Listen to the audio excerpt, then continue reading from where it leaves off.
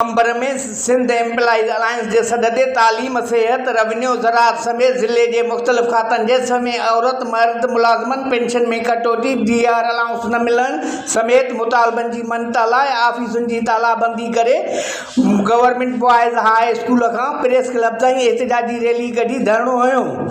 उन मौके ते मुमताज़ अली वद्दो, मैडम समीना सांडराणो, सिकंदर अली विर्क, अज़ीज़ अमन चचो, अब्दुल मजीद सुमरो मीडिया से ॻाल्हाईंदे चयो त सिंध सरकार सरकारी मुलाज़मन से माटे की माहवारो सलूक कंदे पेंशन रूल्स में तरमीम करे पेंशन खत्म करण, डीआर अलाउंस ग्रुप इंश्योरेंस भी न ॾिनो पियो वञे जेको ज़ुल्म ऐं ज़्यादती आहे। जॾहिं त वफ़ाक समेत ॿिया सूबा सरकारी मुलाज़मन के पेंशन समेत समूरा अलाउंस ॾियनि था त पोइ सिंध जी सरकार मुलाज़मन सां नाइंसाफ़ी छो पई करे। हिन मुआशी परेशानियुनि ऐं महांगाई के दौर में मुलाज़मन खां जीआपे जो हक़ खसण कंहिं भी सूरत में बर्दाश्त न कंदासीं। सिंध सरकार असांजा जायज़ मुतालबा तस्लीम न कया त एहतजाज जारी रखियो वेंदो। कैमरामैन सां गॾु मोहम्मद मिठल खोसो, डिस्ट्रिक्ट रिपोर्टर कोशिश डिजिटल कंबर शहजाद कोट।